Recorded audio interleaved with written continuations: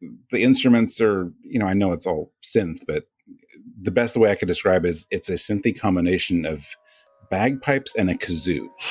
Like that's some of Relm's theme sounds like it's played on whatever that would be. I hate that choice for it, and that's part of why I got it. Like,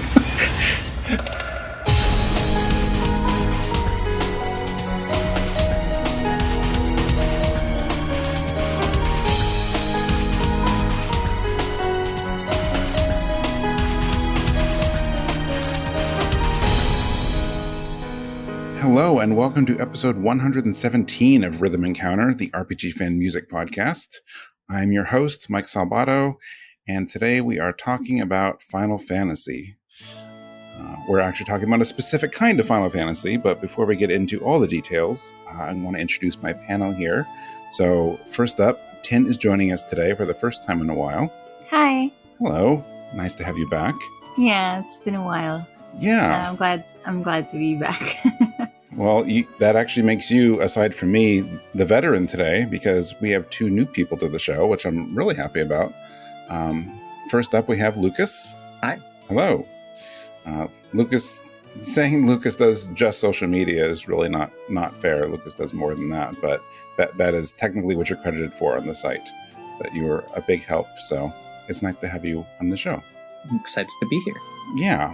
And finally, Jimmy is here as well from our features department. Howdy. Yeah, nice to have you both. Jimmy's written some really cool features for us. I'll probably put some links in the show notes, so be sure to check those out. I guess you could check them out now, but make sure you come back. Otherwise, read them after it, if nothing else.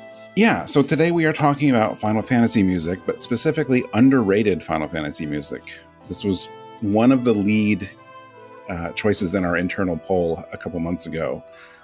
It was a really interesting idea, and I'm glad that we're doing it. So I'll be really curious to know how we all landed on our choices, because I don't know about the rest of you, but I didn't actually look up lists of like popular songs and go like, well, I knew this one wasn't popular. I'm just kind of going with my gut here. So, but I feel like everyone's choices here kind of fit the topic well, so that'll work out pretty good. Before we get into it, though, I always like asking people what brought you here. So I'm going to just pick someone at random, not to put you on the spot, Lucas. But what made you want to do this episode?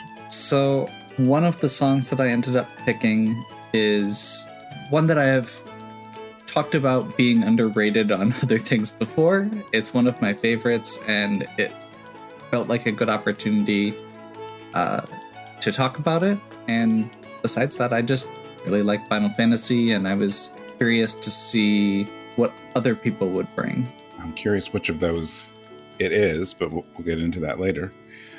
How about you, Jimmy? Final Fantasy was a big part of actually getting me into game music as a whole, so this felt like a pretty appropriate topic for me to kind of do the podcast for the first time. And I think it's interesting seeing what other people feel are underrated tracks, or maybe songs that aren't known by the masses as much as, say, like One Winged Angel and those kind of big heavy hitters. Exactly. What was your first Final Fantasy? 7. Oh, really? Okay. So yeah, I wasn't a big gamer. I had a Super Nintendo. I was born in 85, but up until Final Fantasy VII's release, I was very casual at best, and that's kind of what broke me in.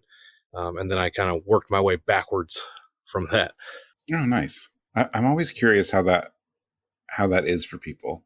Like, my first one was 4, so there was only so many things before that, and visually and the way they play like are still fairly similar between the NES and SNES. So I'm always curious how it is for people that start at 7, or even the people that start at 10 or beyond, like going back and just their take, because there is definitely a big shift from 7 and before. Yeah, I actually played 4 on the PlayStation version.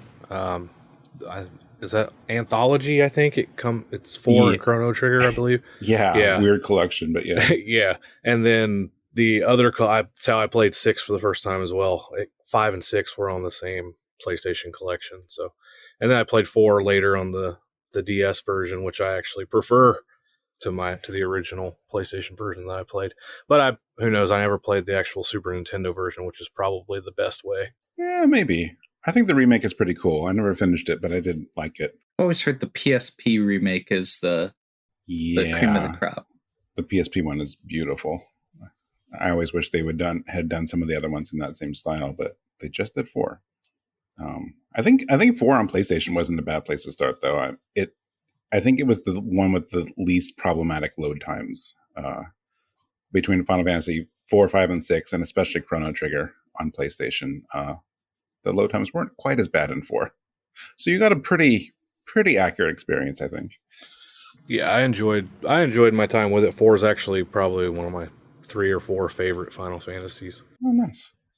Okay, and Tin, what brought you here today? Similar to everyone else, because of this series, I also got into this habit of listening more into video game music than other genres, and I was also curious to hear or know what are your song picks, and maybe there's the series has so many mainline games and spin-offs, and probably there's still a lot of Final Fantasy music that I haven't heard of, and they're actually really good. So yeah, I just wanted to know more. Well, you're in the right place. Yeah, I mean, sometimes I feel like I've heard a lot of Final Fantasy music, and I mean, I have, but there are so many things. I don't know a lot of the music in the Chocobo's Dungeon games, and there's so many kind of weird Crystal Chronicles. Crystal Chronicles is a spin-off, but there's spin-offs of Crystal Chronicles too. It has its own sub-series, and I don't know most of those, so I don't know. There's a lot out there. Yeah, I actually I didn't know that the Crystal Chronicles was I thought it was just one game. I didn't know that it's a series of spin-offs. Yeah, they had the original on GameCube. I was so surprised. Yeah, yeah. And then there's the one with the Wii. The Wii, the DS, and then there were some that were, I don't know if they were released anywhere else, but there were some that were download only on the Wii. But they weren't straight up RPGs. I think they were it's a mix. Kingdom Management or something. My Life as a King. I never played it, but yeah, all kinds of weird stuff in that series. Yeah, I've never heard of this. Well, don't worry, because our first song tonight, I'm going to be talking about one of the weirder ones that I enjoy. Looking forward to it. Yeah. Well, let's go dig into some underrated or at least lesser known Final Fantasy music. And I didn't actually intend for that to be a segue into Crystal Chronicles, but that's where we're starting. At multiple times on the podcast in the past, I had this thing where I would bring up this game whenever I could. So Final Fantasy Crystal Chronicles, the Crystal Bearers, is way too long of a name. But it was another spin-off of Crystal Chronicles. It's vaguely in the same world. It's almost like the Ivalice games where you see some similar races and characters, but the games aren't really connected exactly. So this one was on the Wii, and it was all motion controlled, or at least partially motion controlled, which is probably one reason a lot of people don't like it. But I'm talking about the game too much. Anyway, if you haven't heard of it, it's on the Wii. It's strange, but kind of wonderful. So my song is the Selkie Guild from the Crystal Bearers. And then after that, we have Tin's first song today. Yeah, I'm bringing tunes that are actually very chill or relaxing to listen to. The song I'm bringing is Galdin Quay by Yoko Shimomura from Final Fantasy 15 soundtrack. Awesome. Well, let's go listen to the Selkie Guild and Galdin Quay, and then we'll come back with commentary.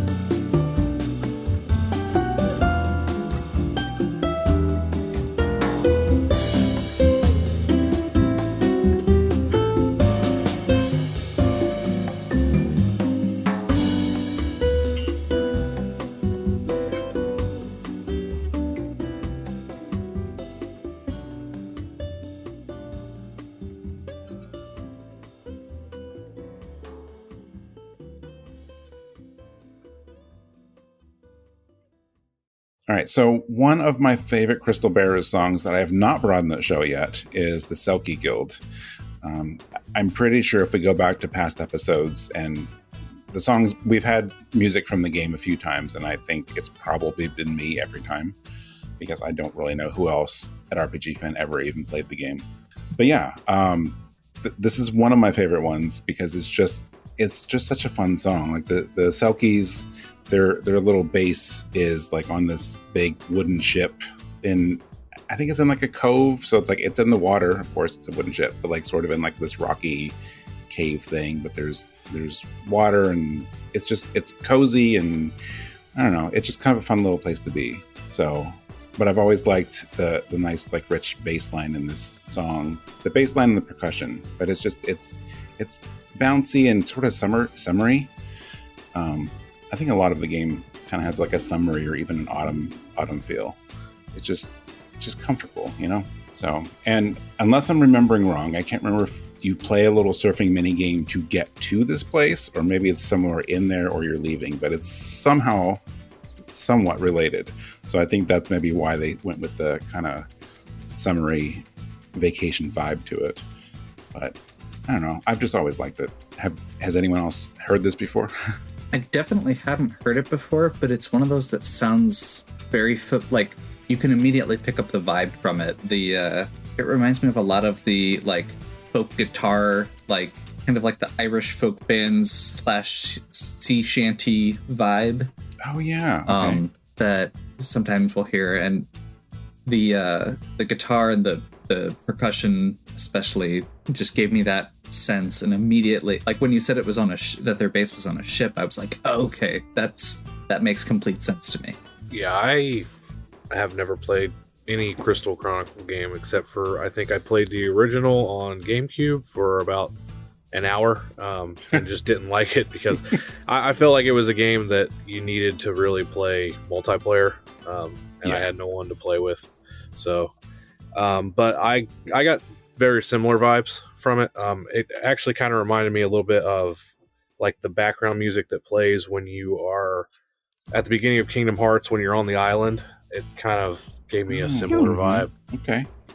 Same with everyone else. I also haven't played any Crystal Chronicle game, and this sounds like I would guess it's not. Of course, it's clearly not a battle music, and also it's also not music that's played during a random encounter or something. But it does give off that vibe where like it's probably in an island, similar to what Jimmy mentioned in Kingdom Hearts. So yeah, it's really good. I do like the strings for this song.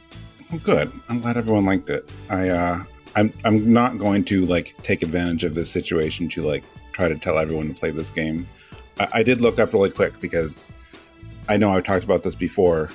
Like if I've ever talked about Skyward Sword on this podcast or anywhere an RPG fan, I will fully admit that I reviewed that game back around 2010, I think, too. And I scored it too high. In hindsight, I definitely scored it too high. Crystal Bearers, I gave an 88. But I think I stand by that one because I don't know that it's for everyone.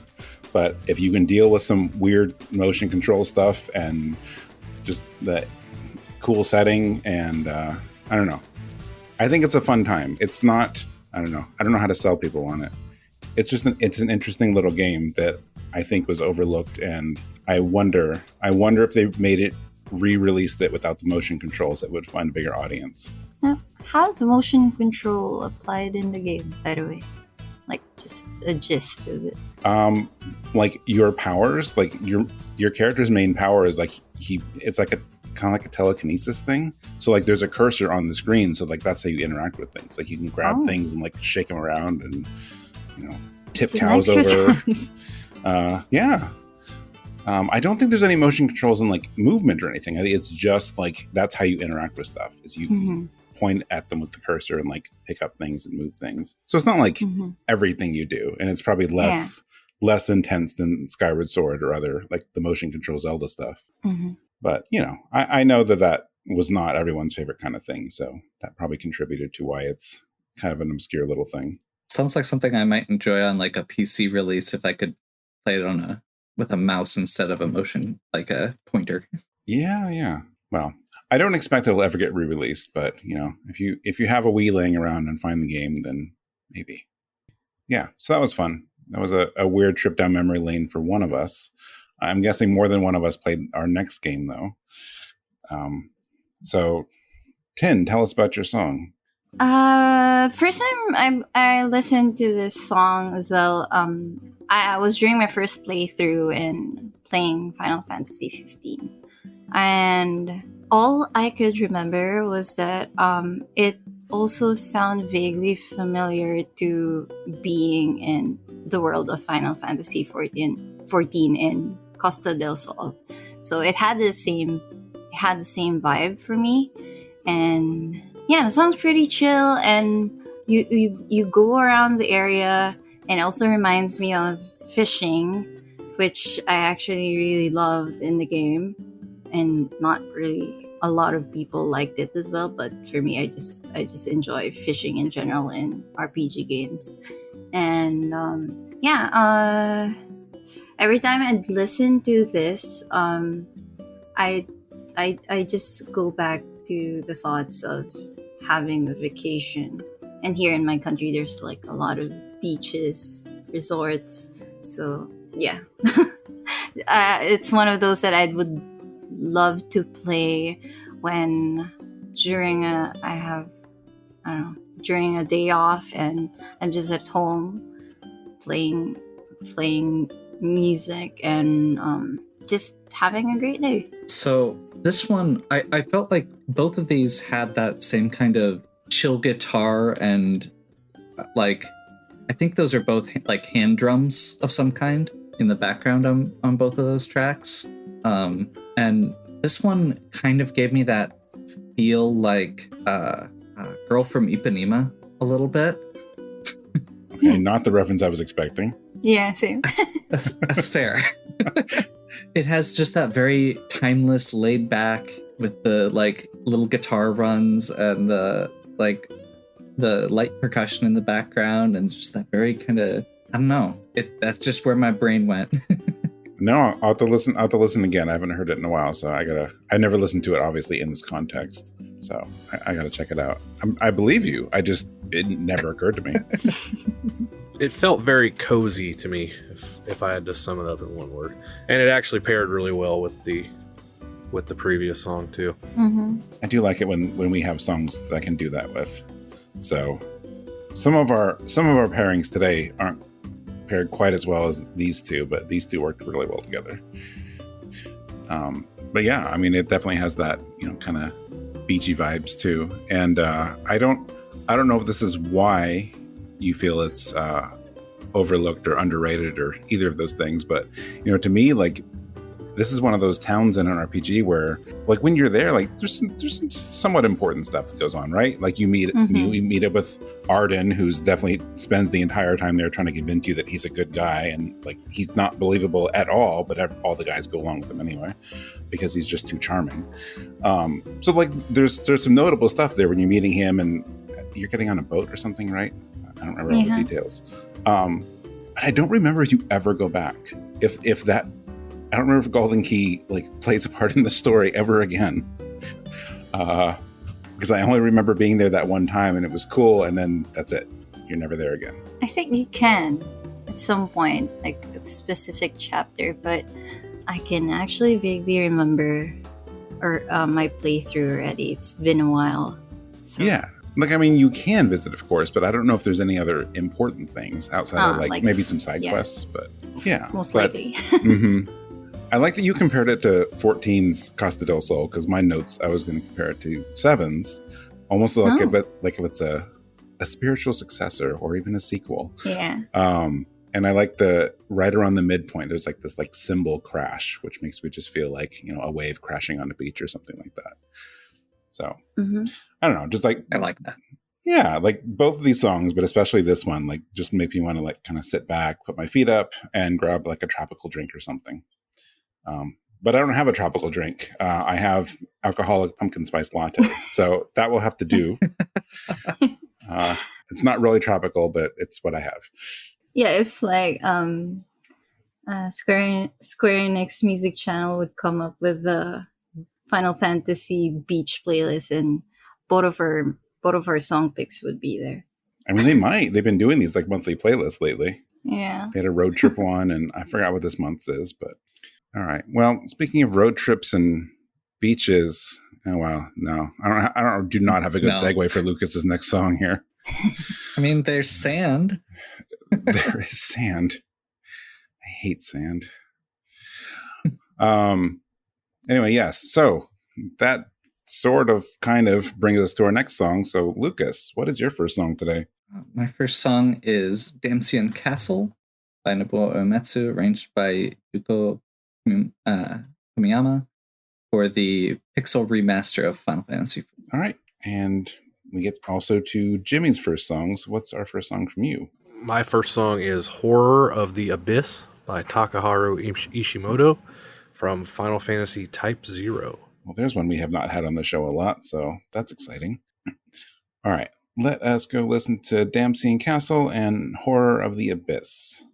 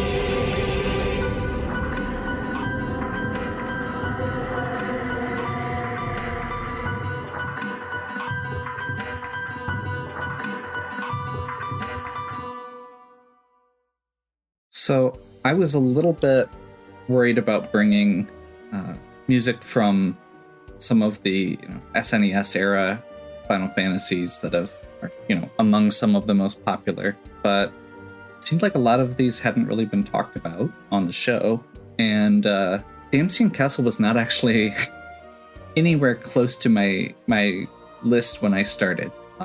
But as I was listening through to the soundtracks, the remaster in particular really grabbed me, and the changes in instrumentation and the vocals that they added in gave it this next level to it. A song that I've heard a lot because I play a lot of Final Fantasy IV randomizer, and the first places you usually go are Damcyan Castle and Eblin Castle, both of which have this theme playing.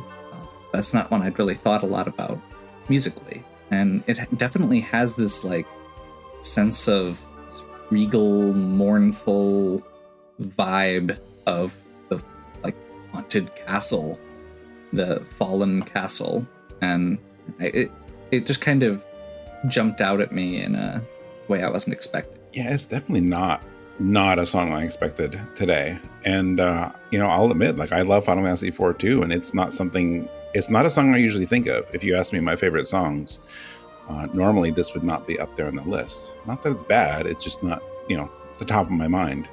And I am a bad fan and have not played most of the Pixel remasters yet, outside of one of all things. And I've listened to the soundtracks here and there because I have all the soundtracks anyway, even though I haven't played the games. But I was not expecting the choir or vocals in this arrangement. I had not listened to it yet. I think it's great. It's one of those. It's just a really great example of a song that was, all of these remasters, like they were so careful with how they arranged them that they didn't like drastically change them. It's not like nothing feels like a remix or like this is a whole new song. Even when they add stuff like this, I feel like it's really authentic and true to the original one, but they just emphasize certain things and certain moods. Like I feel like a lot of the music in all 6 of the games, the whole series of them, is that, it's one of those things where it's like you hear this song and it's like, it's kind of like, this is how you remember a song, even though it didn't actually sound that way, but like in your head, sometimes they sound better than you remember them. And I feel like that's how some of these arrangements are. It's just like, it has the same sound and the same feel to it, just with a nice upgrade in the instruments. And in this one, the vocal touches are just enough to emphasize and accent that like kind of mournfulness in the song, but it doesn't take away from anything. Like it's subtle enough that it doesn't take away from anything else, and it's just there as a nice accent. And yeah, I had no idea. I really hadn't listened to this one yet, so it opened my eyes or ears too. I did want to go back to one thing you said there. Oh no. Which was said it wasn't at the front of your mind, and we made a similar comment with Galdin Quay as well, of it's not something that you come back to. And I feel like there's several of these songs where part of it is, they're in kind of out of the way areas, or they're things that you could miss. And maybe that's why they don't get the attention that some of the other songs do. Everyone fights Sephiroth at the end. But yeah. Not everybody spends a lot of time in, Damcyan Castle, where you walk up 3 flights of stairs and then it enters a cutscene and the music changes. Yeah, that's true. Yeah, the song choices, or the underrated ones that we're bringing in today, are like, there are really good songs, but they always get overpowered by all of the other tracks in the other games. So it's one of those that when you first listen to it, you'd be like, oh, this is surprisingly really good. And then you reach to that boss part, like what you mentioned, and then you just forget about this. That's for me. Like a lot of these songs that are part of the lineup are like music in the series that it's good that you'd listen to them once in a while, and suddenly you'd have that urge of like, oh, I feel like I want to play that game and just also listen to this again.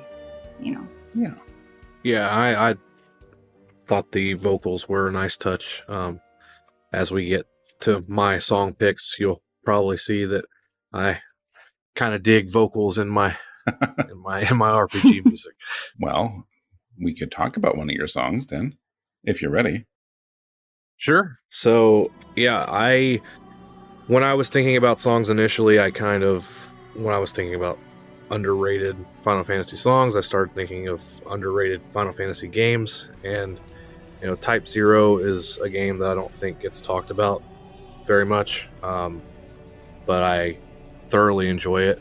I actually, playing Final Fantasy 16 recently, I can see quite a bit of Type 0 in Final Fantasy 16, like very primitive versions of some of the gameplay in there.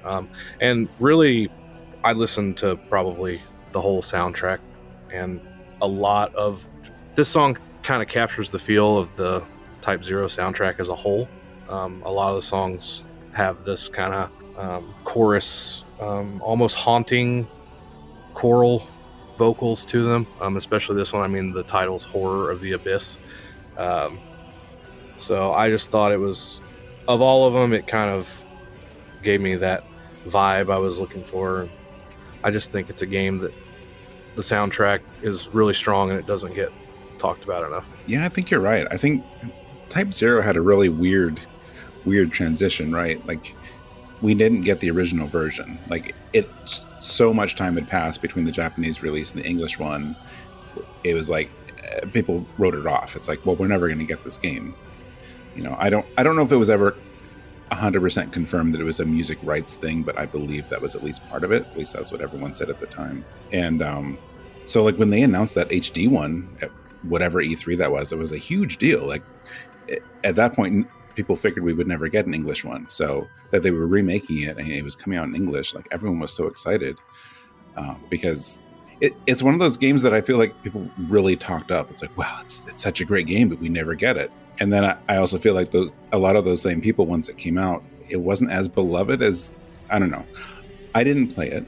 I have no stake in this one, but I just feel like some people didn't love it quite as much, and I was surprised because it's one of those ones I never understood. That was it good or was it not? Was it just that you wanted it to come out here? I think maybe it was a little ahead of its time. I think maybe people have their expectations of Final Fantasy, and I think now with 16, now that they've kind of fully crossed into the action RPG kind of realm, I don't know that people were that down with it when Type 0 came out over here, or accepting with such a major departure from their typical turn-based games than they are now. I mean, it's probably a little too late for this, but if that rumor of like Final Fantasy Type 1 ever pans out, that would be interesting. But yeah, none of that was actually in my notes, and none of it had to do with the music, but a couple things on the actual song. This is the only game on the show today that I have not played, although I own it. But I've listened to the music here and there, and actually, most recently, I've listened to it in theater rhythm. So I've played a few of the songs too, but it really has some powerful music. It sort of fits with the theme before this too, even though I don't really know the context. But it hits me. It feels like a similar style piece, like it's something at least used in maybe a desperate moment, which is probably a given what the song is named. But it's just so moody. It's moody, and I really like the slower pacing of it. So it has this like this kind of creeping feeling of dread. So like it really sets this mood. I assume that's the mood it's supposed to set because it works perfectly. Yes, that would be a correct assumption on your part. Yeah. I've also never played this game, but I actually do have it because my brother before played it. But I've never really watched him play it before. So I was also surprised when I saw Jimmy added this on the list. So, and as soon as I tried listening to it, it did remind me of playing 16 or those icon battle fights, or in Final Fantasy X, like when you're inside a temple as well, trying to solve the puzzles or just fighting the boss. And yeah, all of the vocals and the music as well was very haunting. And but at the same time, even though they're very haunting and they do literally sound like horror of the abyss,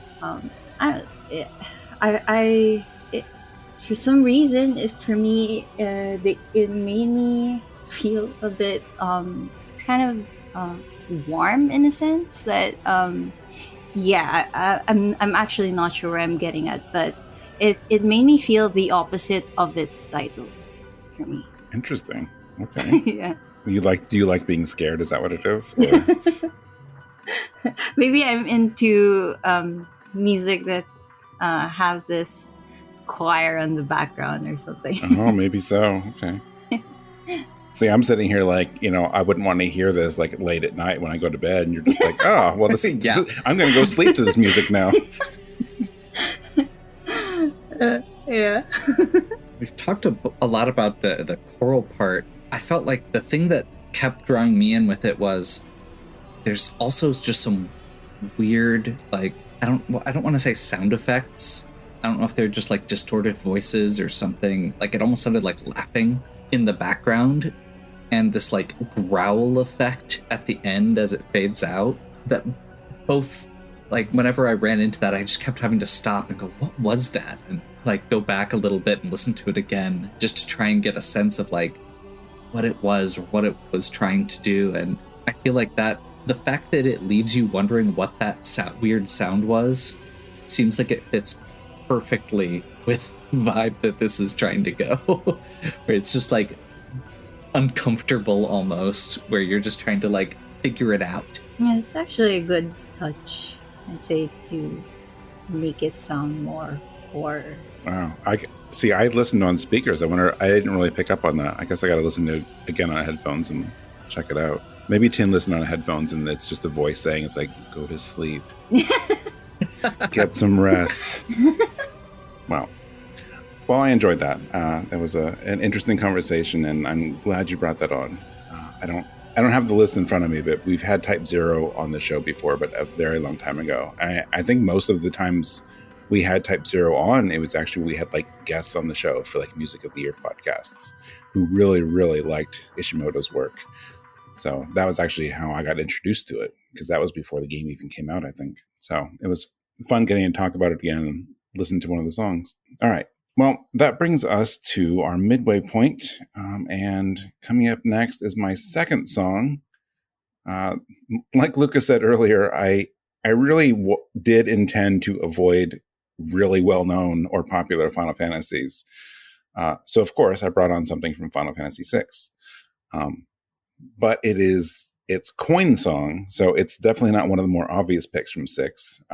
And actually, like you, Lucas, this was actually not even on my list originally. This was not something I really thought about early on.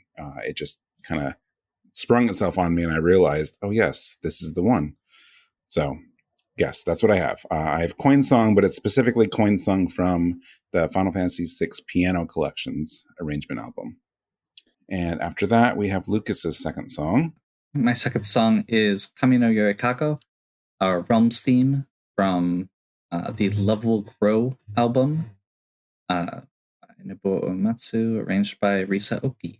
Bet you'll never guess how I paired these two songs together. Can't imagine. Let's go listen to Coin Song and Kami no Yorikako, or Relm's theme, both from Final Fantasy VI.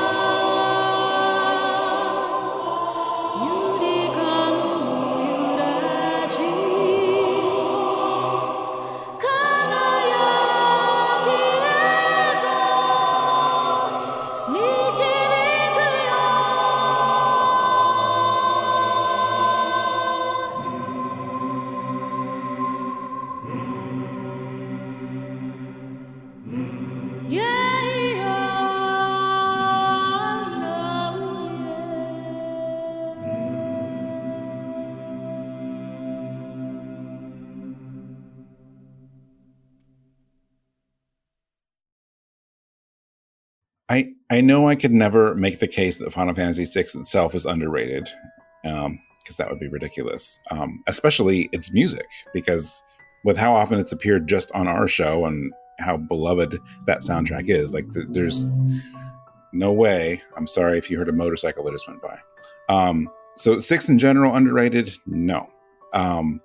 But Coin Song is not one I feel comes into the conversation often, even by me. Like I said, I was looking through stuff, and I went through some of my old arrangement albums, like Love Will Grow or the old piano collection, because I was like, I really want to find something that I like, but don't listen to a lot or haven't thought about a lot.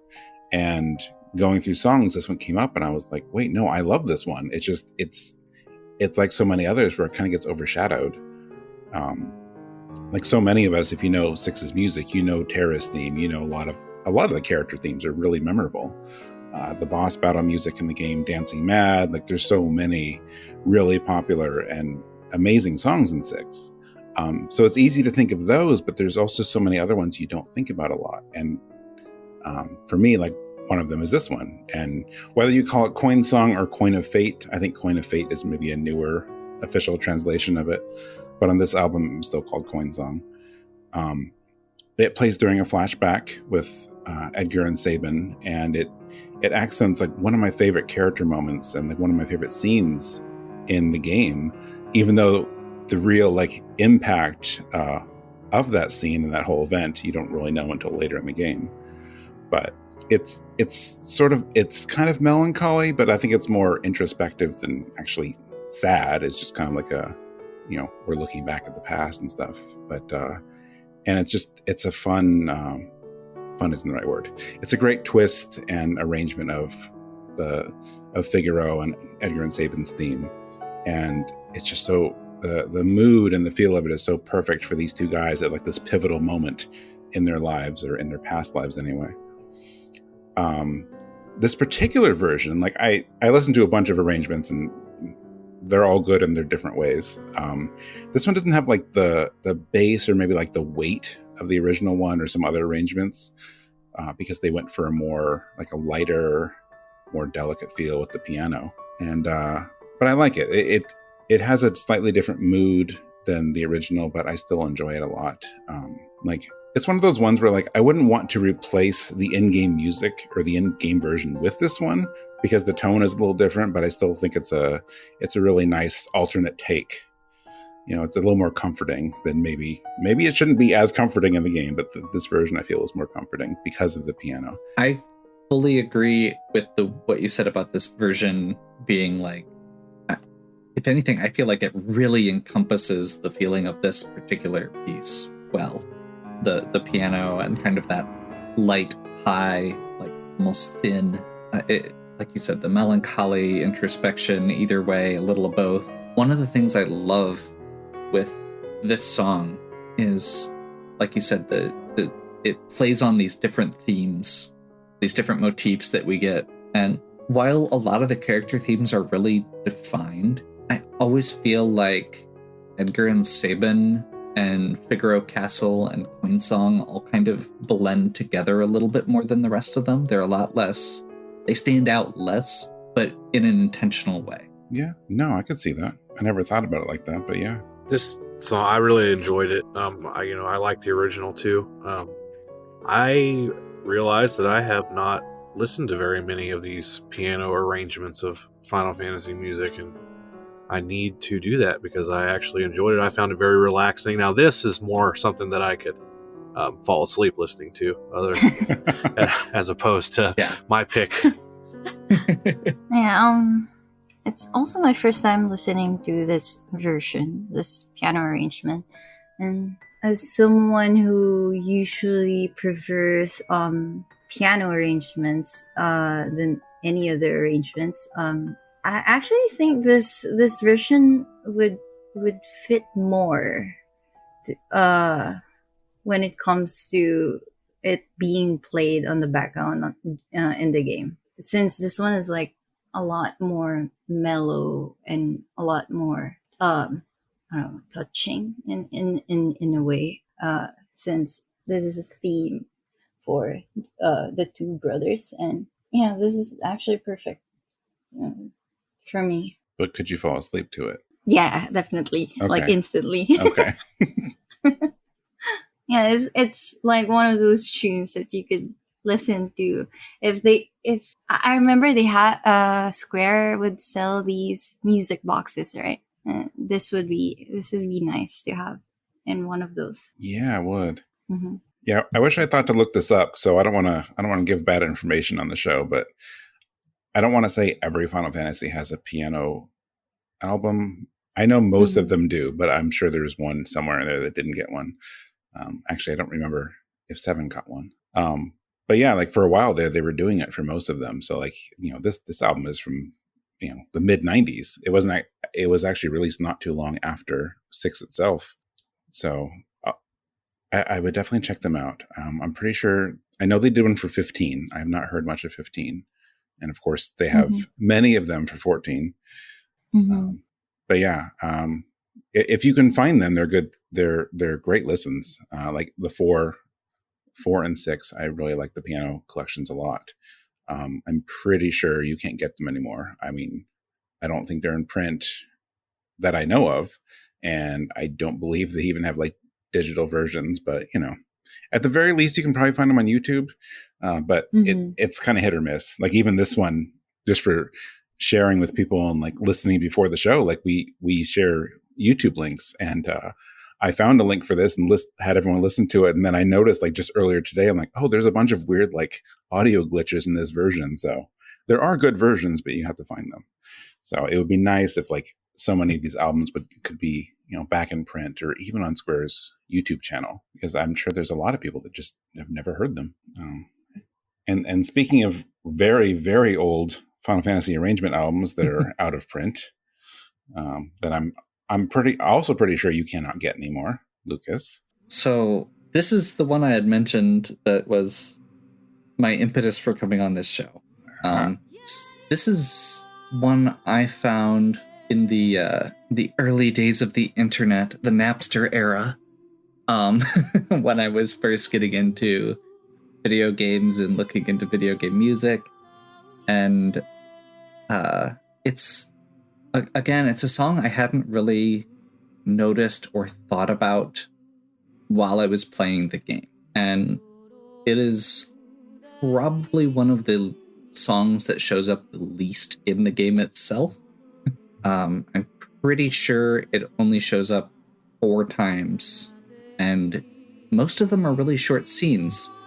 So it kind of cuts off while it's still in the middle of that intro, and you don't even realize that it has this whole chorus that comes afterwards. This whole like it has almost like a chorus verse thing going. I mean, even in the original version. And most people have probably never heard it unless you're like really bad at choosing a name for Relm or fighting Ultros or something. Like most of those are like 30-second sequences before it changes again.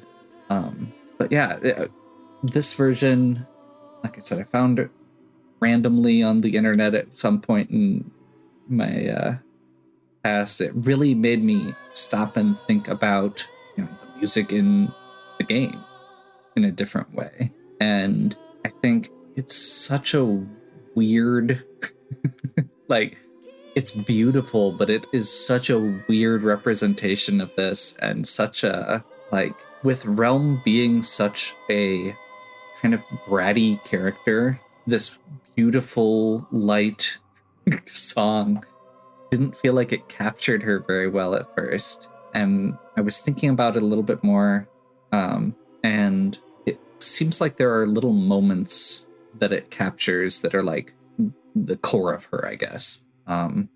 When you first recruit her, it gives the little intro, and it says something about, she captures the beauty of nature in her paintings and something like that. And the translation for the lyrics matches up with something along those lines. It almost feels like they gave that person that as the prompt or something for writing the song. Yeah, it's a weird, really layered choral piece that I can't think of anything else that quite feels like it, and especially not from game music, but still somehow feels like the original and makes you notice things in the original that you might not have before. Yeah, I mean that whole album is something. It's very strange in a good way. Audra actually brought on a song. I forget how many episodes ago. Earlier this year, she brought on another song from that, which is also strange. But it's at least notable. I remember that because you made some comment about Love Will Grow being weird, and it is weird. I was thinking about bringing this on at that time. I mean, when I say weird, I don't mean that in a bad way. I mean, I describe myself as weird. I think I just mean it's interesting. Yeah. Yeah. All right. Well, if we're talking weird, here I have something that's gonna confuse you, but just stay with me on this one. Moana. Does anyone know the Moana soundtrack? Oh yes. Okay. Oh my God, Mike. I can't. I know where you're getting kids. at. Okay, you do know though. Okay, the first 30 or 40 seconds of the song, I was like, "Why does this?" I know it's completely different. Oh, wow. I know this is Japanese. Moana is they went with South Pacific, Islander kind of music. I don't know why the beginning of this made me think of that, because I listened to that soundtrack a lot. That doesn't really carry through to the rest of the song, but for some reason, there's a weird similarity in the intros. Like the first couple songs on Moana's soundtrack, listen to those and listen to this, and I'm like, that's strange. I never picked up on that. Which, of course, I wouldn't have picked up on it originally because this album came out in 1995. But I did not come across this album exactly the same way. It was not a Napster thing for me. In my case, it was a burned CD that someone gave me, which is how I found out about this album, and how I originally have it. But we actually own a copy of it now. But yeah, outside of that weird, unexpected comparison, actually brings me to another unexpected. Wow, that segue worked really well in my head. Anyway. Like you said, Lucas, this is a really unexpected way to arrange Relm's theme. And I'm glad you brought up the lyrics because I looked them up too. And I don't know that there's an official translation or anything. But some of them are very interesting. Not what I expected at all, the lyrics to be translate to, especially given the kind of wistfulness of the song. But, like you said, she's a little kid. She's kind of bratty. So her original theme is it's a little more innocent, it's playful, and it just, for lack of a better term, it sounds young. It does sound like a theme for a younger character. The instruments are, I know it's all synth, but the best way I could describe it is it's a synthy combination of bagpipes and a kazoo.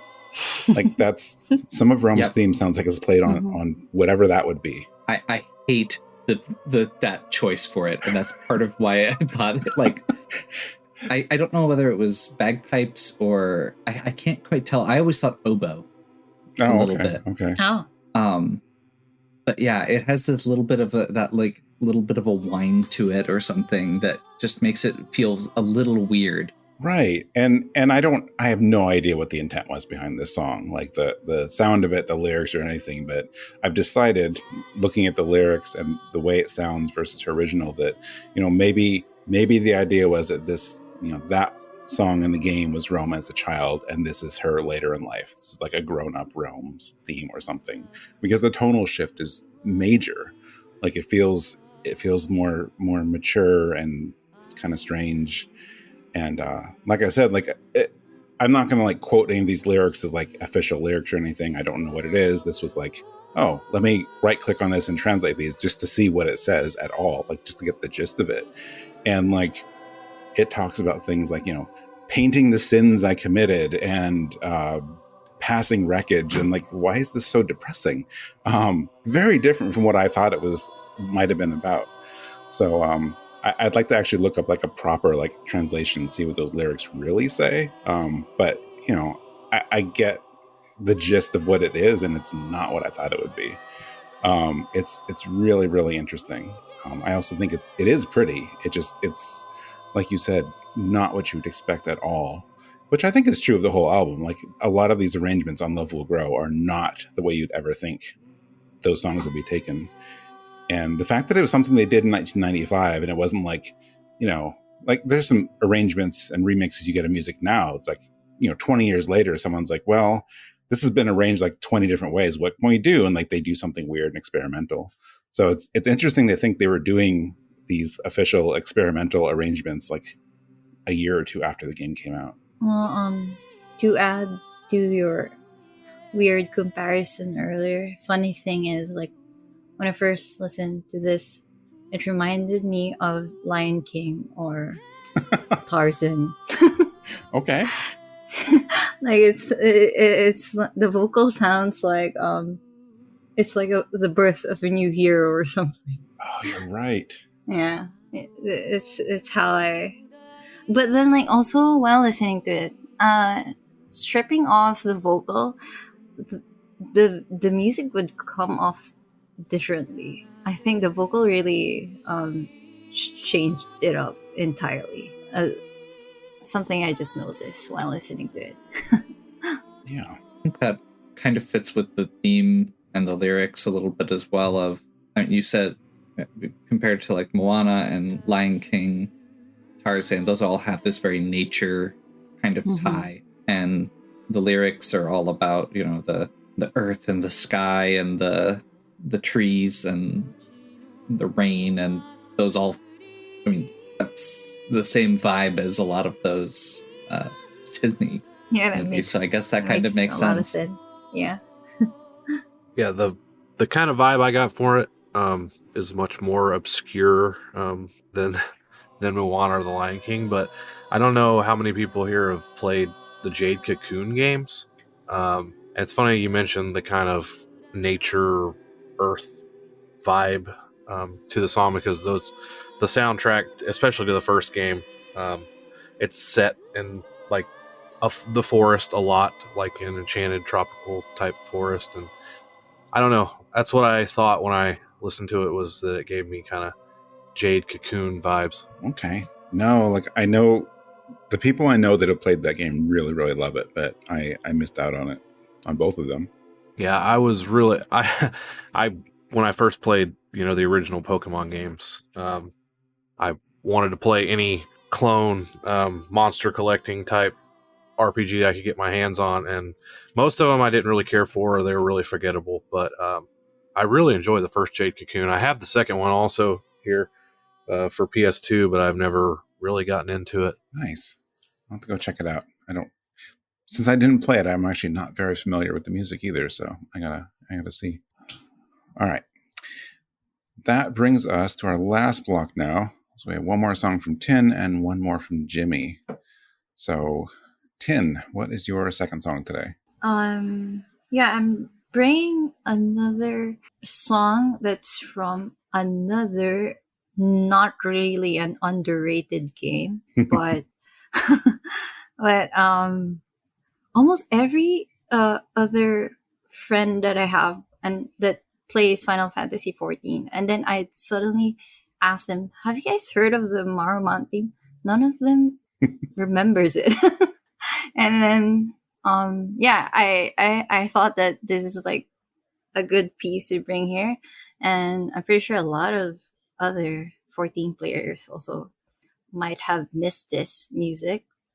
And my song theme is called On Our Fates Alight by Masayoshi Soken, and also known as the Marumount theme. Okay. And Jimmy, your other song, our semi-closing track today.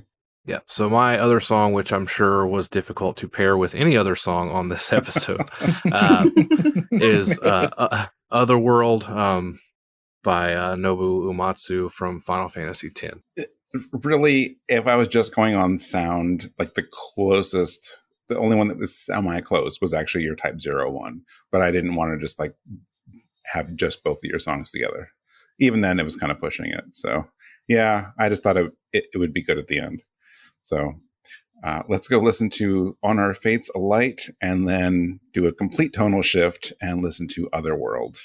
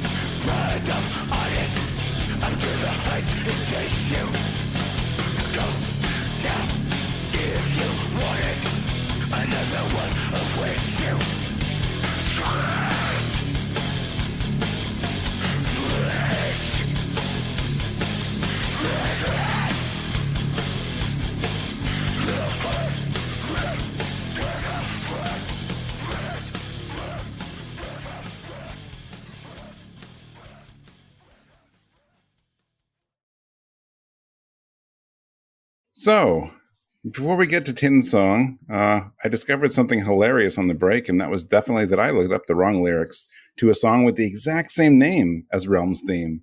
So it turns out the song I was looking up and did a translation for that has lyrics like "Kill Me Who's Broken" is not actually Relm's theme, but something else.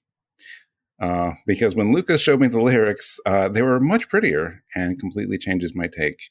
And now I have to listen to that song again and find the proper lyrics. So please ignore everything I said. But we're going to leave it in the show because I actually think it's really funny to think about now. But you know what? I will own up to my mistakes.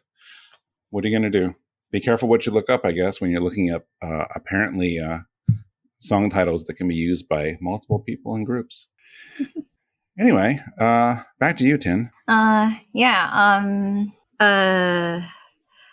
Funny thing is, I brought this song here, and I didn't really know that it had an actual song title. And all these years, and whenever I'd let people listen to it, I would just always call it the Amaro Mount theme. But yeah, thanks to Mike here for looking it up in the entire album of the Shadowbringers. What song number, like track number is it? Let me look again. No, I closed it. It's like 51, 52 or something. Yeah. So, that is something I looked up properly. Yeah.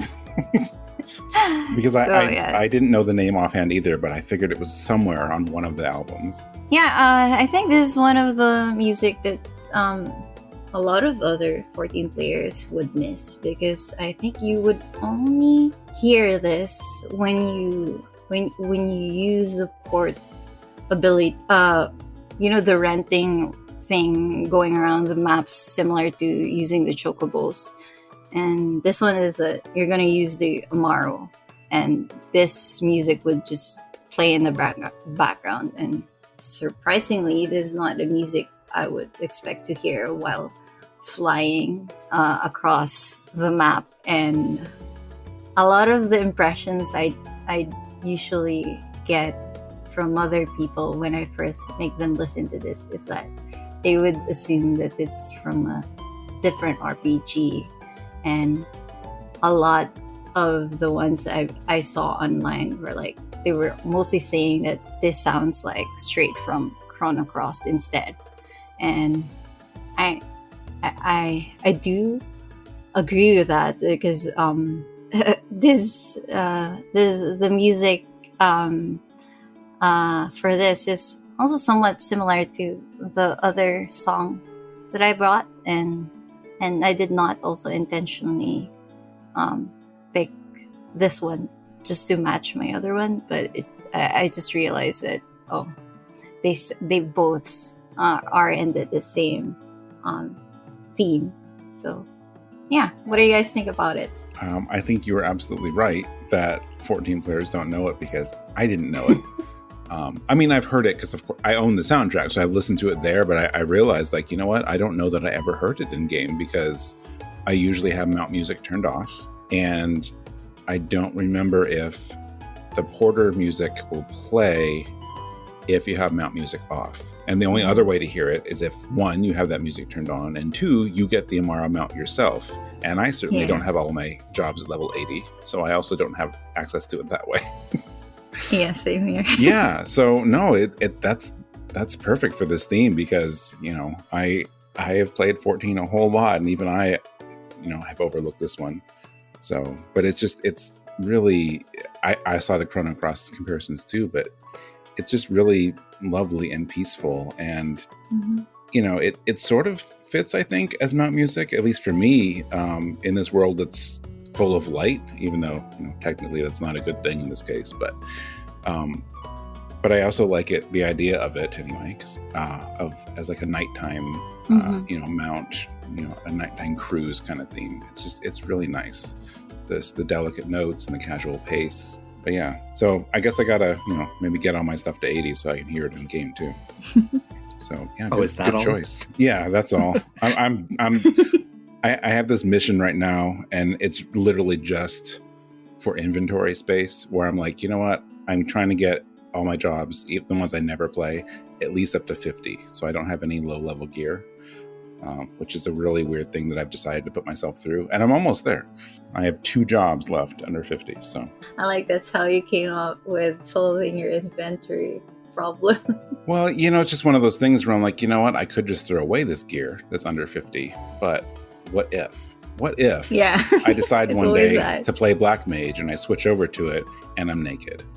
So I'm like, no, I'm going to hold on to it, but now it's using too much space. So instead, we get everything up to as high as we can, and then have them share gear. I found it a little odd that you said you didn't feel like it felt like a good flying song, because that is one of the notes I had made was that it definitely has that feeling of like flight, or it almost gave me a vibe of like some of the like underwater levels in games. Oh, a little bit.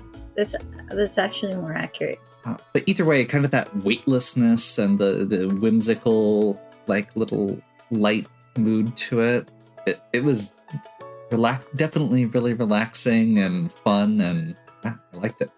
I probably didn't think of it that way, because when you, like in 14, when you try to do the side quest for this that's relating to this mod, it was, if I remember correctly, it was kind of depressing. So to just suddenly have this music blasting through your speakers after going through something really sad was surprising. Yeah, I guess if you hear it in context, it's a really weird like tonal shift. So I can see that. It's really good. Mm-hmm. I thought it was really good. I thought actually both of your songs would be really good for like reading or studying, because I've always got a playlist kind of with the same vibe on when I'm doing that. I have really not played Final Fantasy 14, but from what I've heard from the soundtrack, it's got some really cool music. And so I guess it would be correct that if this is a mount-specific theme, so this is kind of like the equivalent of in Super Mario World when Mario jumps on Yoshi and like the additional drums start when you're on Yoshi. This was like the equivalent of that, right? Yeah, exactly. Yeah, or like a Chocobo theme in other Final Fantasies. Yeah. I did find it funny that you made that comparison to saying that you didn't realize that it was very similar to your other one.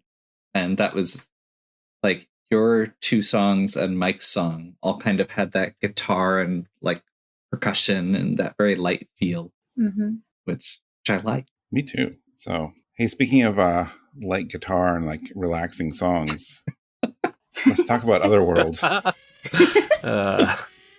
All right, now I swear I'm not trolling with this pick.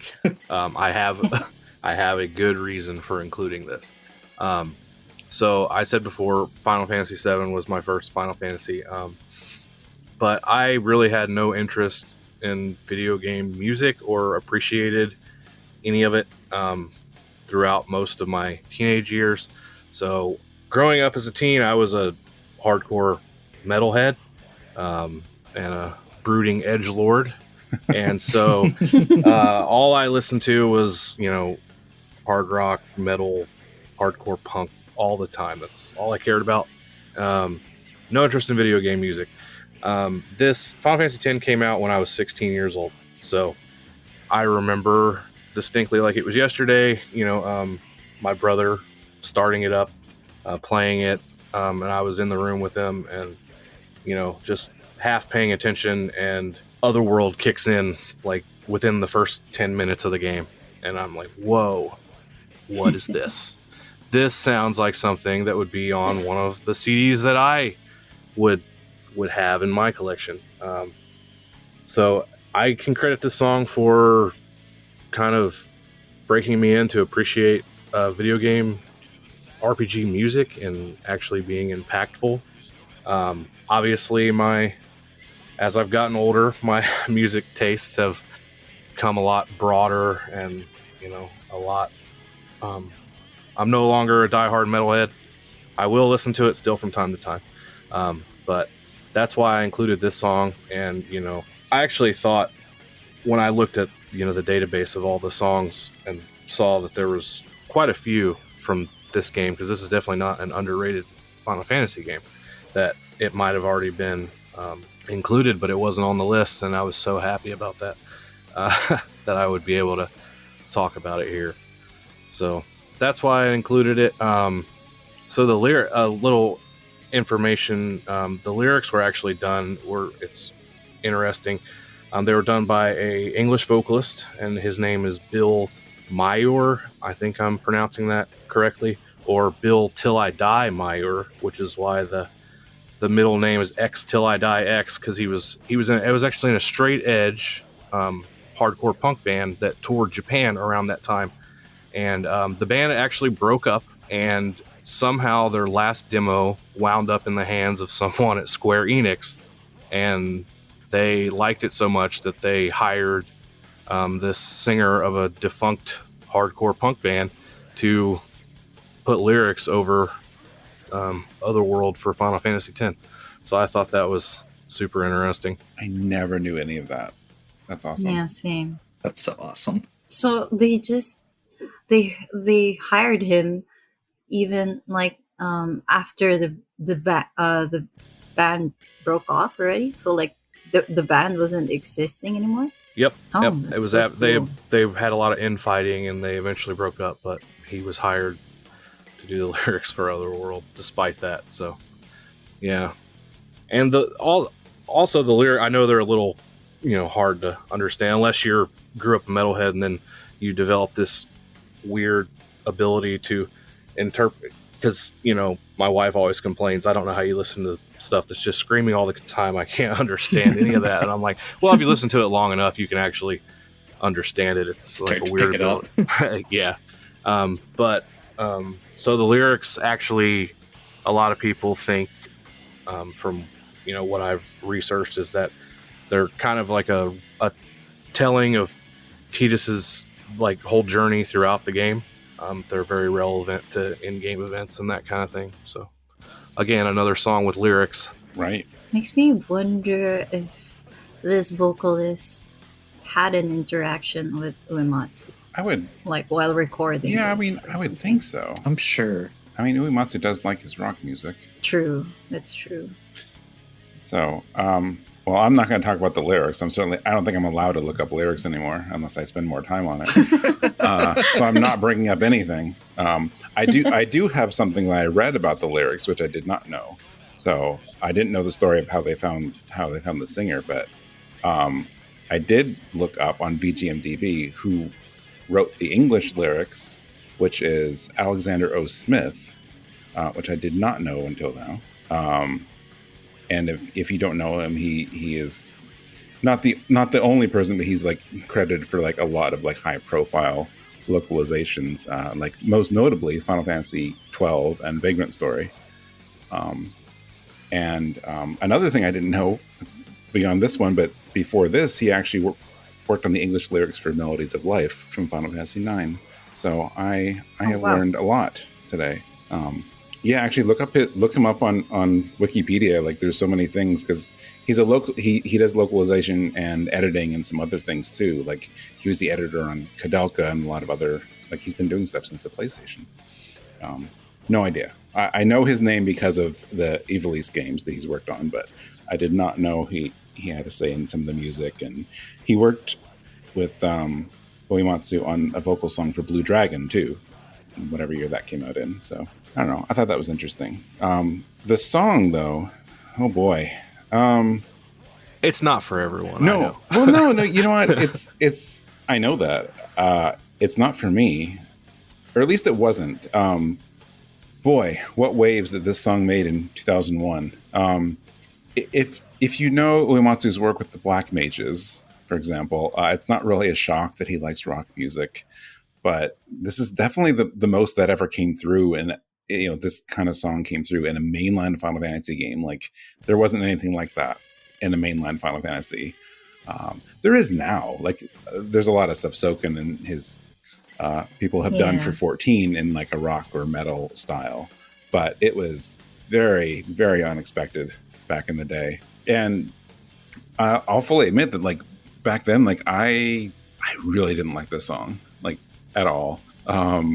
It's not my kind of music, and today the singing isn't really for me. Like I'm not saying it's bad or anything. It's like it's just not my style. It's not like what I usually listen to. But I feel like I can look past like whether I like something or not, and listening to it for this show, I focus more on like the guitar and the actual music, and it's fantastic.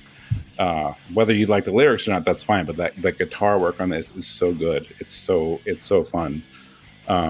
And I think maybe one of the most important things too is the context, like where it's used. It's used for this other world, and also like a certain battle later in the game that it really fits. Like how it's used in the game fits, whether it's your style or not. Like it works for what they're trying to do. So I'm still glad it's there, and I'm glad that you brought it on and had me listen to it again, because it's one of those ones like Crazy Chocobo, where the first time you hear it, you're like, it's really easy to be like, I'm not sure that's for me. Now I love Crazy Chocobo, and I like this one more than I used to. So if the lyrics are like your biggest turnoff for it, there's actually, so the Black Mages have covered it before, and they've played it live, and typically those versions are a little harder to find, but a lot of the times it's with like a Japanese female vocalist and with clean lyrics without the the scratchy vocals. So some people prefer that version. It's just a little harder to come by. Yeah, I mean, another thing that's like hard to get, right? Like some of the albums today. Might have to look that up. I'm very curious about that now. Yeah, there were three. They did 3 Black Mages albums. Recommended. I'm pretty sure it's on Black Mages 2. Okay. Yeah. Okay. Yeah, that's one that both. I'm curious both for the vocals and also because I know Uematsu is the keyboardist for that, if I remember correctly. And one of the notes I had was when I was going through and listening to it, I was trying to pick out little motifs throughout it. And there are a couple spots where the piano really jumps out. And I was like, it's all guitar and bass and drums and voice for most of the song. And then this piano riff just comes out. It's just like, this feels a little out of place, but it kind of brings me back into it being Final Fantasy in a way. And I really liked it. I like that you mentioned that, because I actually, being a big rock fan, I feel like piano and like keyboards or something that is kind of like a rarity nowadays. But if you go back and listen to like classic rock, like the Doors and bands like that, a lot of them used keyboards. Steppenwolf is real big on their keyboards, and I just think that's a really cool sound that nobody really uses that much anymore. And yeah, I'm glad you caught that. Actually, with Jimmy on this, I had this actual phase when I was young that I was really more into rock music. And the very first time I heard this, like during the opening of Final Fantasy X, I was very surprised as well. And it made that scene looked really, really cool in a sense that it, for some reason, Blitzball in that scene looked really amazing.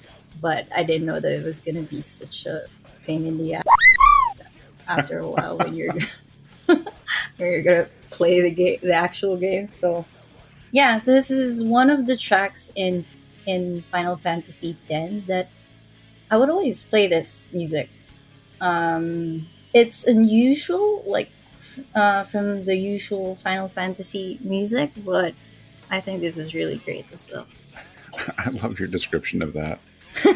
I'm not going to get into whether or not Blitzball is good because everyone has a different take on it. But I do think that's an interesting comparison because the excitement level of Blitzball in that cutscene is completely different from what it is in the game. Yeah. Whether you like it or not, I'm like what they're playing in that intro is not what you're playing in the rest of the game.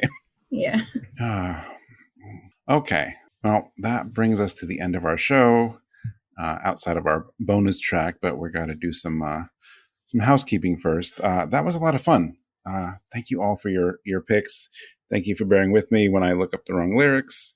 Try not to do that again, but whatever. I still had fun talking about all this stuff. I learned a lot of new stuff today. Yeah, me too. Yeah. So one thing I always mention at the end is when we have games that made their debut on Rhythm Encounter and we had none. All of these games have been on the show at least one point or another.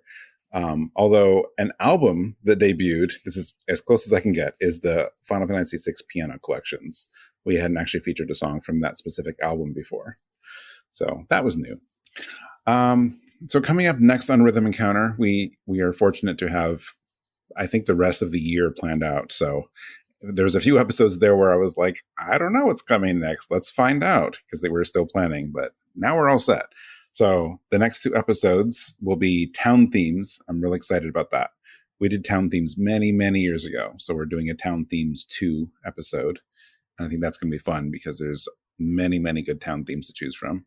And then after that, we're doing, it's not titled yet, but it's electronic or dance music in RPGs, which is also going to be a fun topic. So look forward to those in the next 2 and 4 weeks. If you have thoughts on this episode, or future episode topic ideas or anything else, you can reach us at music@rpgfan.com. If you want to reach me, well, I also check that email, so you can also just use that if you want to talk to me. Tin, how can people reach you if they want to talk to you? You can simply find me on Discord. I'm always either idle or just set on do not disturb. But yeah, I'm not sure that's the right way to say of how you could reach me. But yeah, I'm always on Discord, and my name is Tin on RPG Fan Discord. Awesome. All right. How about you, Lucas? You can find me on what remains of Twitter at Raefgal, Raefgall. And you can also find me at my YouTube channel with the same name. I upload new Let's Plays every day. Do you want to pitch Yeah, check that out. Incredibly long ongoing Pokemon thing you're doing right now? Sure. Right now I am in the middle of Pokemon Reborn, which is a fan game. It has like some challenge stuff for Pokemon. So yeah, I've been going, I think I'm to like 80 episodes on that. So plenty of backlog if you're interested. I didn't want to like put you on the spot, but like when you told me a couple weeks ago that this game is like, can be like 100 or 200 hours. I'm like, well, that's notable. I mean, I guess more related, I did do a run of both Final Fantasy IV and Final Fantasy VI on my channel a while ago, and also a couple of ROM hack versions of those. So if you're a Final Fantasy fan, those are all up there too. It turns out I am. Awesome. All right. How about you, Jimmy? How can people find you or reach you? Same as 10, probably on Discord, which I am making more of an effort to be on. I don't really do a lot of social media, so probably the best way is through the RPG Fan Discord. All right. I mean, that's fair. I don't blame you. So, all right. If you enjoyed this episode of Rhythm Encounter, be sure to also check out RPG Fan's other podcasts. We have Random Encounter that comes up every other Monday, opposite of us. I don't know what next week's is because it's always on current or new things. I can tell you that the episode that posted last week was about Sea of Stars and Starfield. 2 games with star in the name that are completely unalike, but that will be a fun episode, I'm sure. Retro Encounter is shifting back to a weekly schedule now that Selkie is back, and we're very excited about that. I mean, it's been all the episodes we've had the last few months have been a lot of fun, but it's nice to see it coming back to a weekly schedule, and so I'm happy about that. As long as everything goes as scheduled, when you listen to this, the last Retro Encounter that went up was an episode on edutainment games. So I'm sure that's going to be a lot of fun. It's not done yet, so I haven't listened to it, but it sounds great. Coming up later this week will be a spoiler cast for Final Fantasy 16, which obviously I can't listen to. And then after that, their next game journal, 2-part game journal, is going to be on Breath of Fire Dragon Quarter. Something several people have been trying to make happen for years. So I'm glad it's finally happening. And then in October, we don't know, I'm not going to tell you all the episodes in October, but I was given the okay to let you know that they're doing a game journal on the first Rhapsody game, partially in honor of Rhapsody 2 and 3 coming out recently. So Dragon Quarter and Rhapsody are coming up on Retro, so check those out. You can find RPG Fan on most social media, usually at RPGFan.com. So that's Facebook, Twitter, Instagram, Threads, the other one, something else. We're still evaluating some Twitter alternatives, but nothing has really stuck out as the one yet. So if we ever settle on that or anything really takes off, we'll let you know. But for now, we're on the usual places. So check us out there. You can check us out on Twitch. Scott is on Twitch often, streaming stuff. Our website, of course, is rpgfan.com, and we have a shop. I don't think we're going to have a new item in the shop by the time this airs, but we have a new item coming up very soon, a new anniversary item in the shop, or new anniversary artwork. So you can get it on, shirts and mugs and lots of other things. So keep an eye out for that. So you can find that at rpgfan.com/shop. And if you enjoyed this episode, be sure to review us, listen or subscribe to us, whatever you want to do on Apple Podcasts, Google Podcasts, wherever it is you're listening. We would appreciate your support. So that is all I have. Closing us out today, I always like having a new person to the show, bring on a bonus track. And we had 2 today, but Lucas was kind enough to bow out because Jimmy said that he had something in mind. So what is our bonus track today, Jimmy? So I brought Dreams and Honor. It's another Ishimoto song, and it's from Crisis Core. Crisis Core Final Fantasy VII soundtrack, which, again, I was looking for Final Fantasy games that haven't necessarily been represented a lot on this podcast, and or just underrated soundtracks in general. Although with the recent, remaster, maybe it'll make kind of a resurgence. But I really, really like Crisis Core a lot, and that's another soundtrack that has a lot of songs that are kind of hit hard with a rock vibe to them. But after I made maybe some people's ears bleed with Otherworld, I decided to tone it back a little bit and went with this track. It's a lot more laid back. Well, I mean, sounds good to me. It's not often we get 2 Ishimoto songs on an episode, so that's a cool way to go out. So thank you all for being here. Thank you everyone for listening. So we're going to close out with Dreams and Honor from Crisis Core Final Fantasy VII. And we'll see you all next time.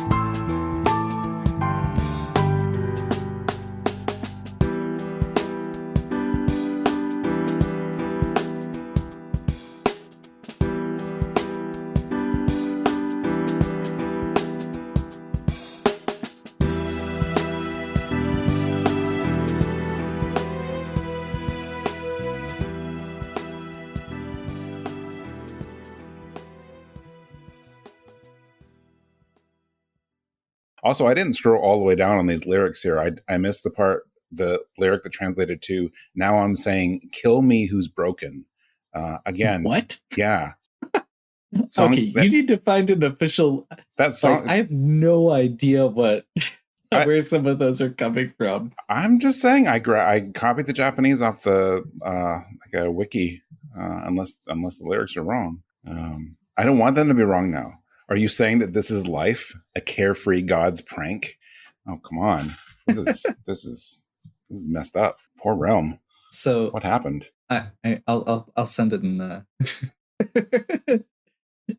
I'll send the version I have in Slack there, and you can see how it. That's completely different. What the hell is that? The literal translation. What is it that I found then? Oh, that changes everything I said. Curious. I'm curious too, but it said it was that song. Oh boy. Well, and I'm wondering if it's a poetic versus literal translation thing. Yeah, I looked up the Japanese name. No, that didn't make any sense. The Vocaloid lyrics wiki. Maybe I should not have listened to that one. Oh. Oh, god damn it. Yeah, Vocaloid is its own thing, isn't it? Might have just had the same title. Oh no. Well, that changes everything, doesn't it? Cool. Well, we're not going to change that. I'll just redact what I said. That's funny. That's funny. That is. Careful what you look up then. I guess.